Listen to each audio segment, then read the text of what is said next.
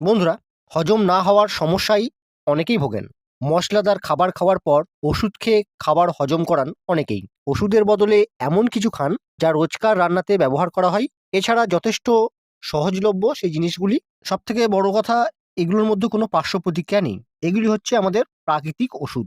চলুন বন্ধুরা, এবার তাহলে এই ভিডিওটির মাধ্যমে এক ঝলকে জেনে নিই ওষুধের বদলে কি খেলে চট করে হজম হয়ে যাবে আপনার। হজমের সমস্যা থেকে আপনি মুক্তি পাবেন।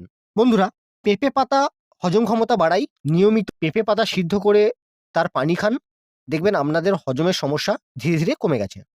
এছাড়াও বন্ধুরা, যদি সকালে উঠে খালি পেটে কুসুম কুসুম গরম ১ গ্লাস পানির সাথে ১ চামচ ত্রিফলার গুঁড়ো পান করা যায়, তাহলে হজম শক্তি বৃদ্ধি পাবে।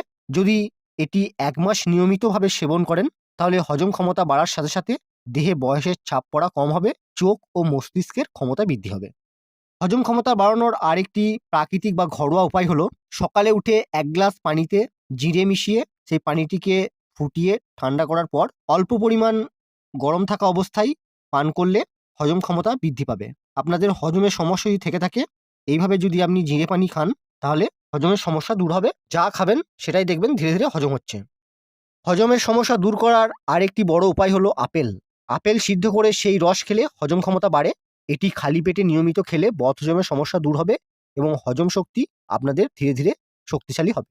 বন্ধুরা, হজমের সমস্যা সমাধানে খাদ্য তালিকায় অবশ্যই আদা রাখুন। এটি বমি এবং বমি ভাব প্রতিরোধেও কাজ করে। এর মধ্যে থাকা অ্যান্টিব্যাকটেরিয়াল উপাদান, অ্যান্টিভাইরাল উপাদান হজম করতে আমাদের ভীষণভাবে সাহায্য করে।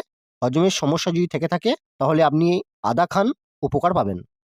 বন্ধুরা, হজমের সমস্যা হলে দিনে ২ থেকে ৩ কাপ আদা চা আপনি খেতে পারেন। ১.৫ কাপ পানিতে ১ চা চামচ আদা কুচি দিন। তারপর চুলায় ১০ মিনিট ফুটতে দিন। তারপর সেটিকে নামিয়ে পানি থেকে আদা কুচি বের করে ফেলুন এবং তাতে সামান্য মধু মিশান। তারপর সেটি পান করুন। দেখবেন হজমের সমস্যা আপনাদের দূর হয়ে গেছে। এছাড়াও বন্ধুরা, ২ চা চামচ আদার রস এবং ১ চা চামচ মধু ২ কাপ গরম পানিতে মেশান। দিনে ২ বা ৩ বেলা এই পানিটি খান। দেখবেন ধীরে ধীরে আপনাদের হজমের সমস্যাগুলি দূর হয়ে গেছে। এছাড়াও বন্ধুরা, হজম ভালো করতে খাওয়ার পর ছোট একটি আদার টুকরো আপনি চিবোতে পারেন, উপকার পাবেন।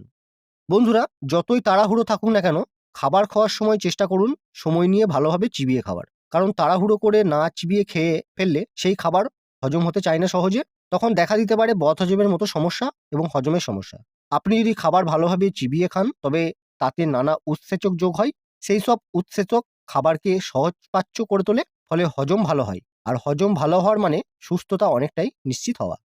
যারা অনেক বেশি হজমজনিত সমস্যায় ভোগেন, তারা চেয়ারের পরিবর্তে নিচে বসে খেলে খাবার সহজেই হজম হবে। এছাড়াও ভালোভাবে হজম করার জন্য ভালো ঘুমের প্রয়োজন হয়। ঘুম ভালো হলে শরীর থেকে টেন্স কমতে থাকে এবং মেটাবলিজম রেট স্বাভাবিক থাকে এবং হজমে সহায়তা হয়।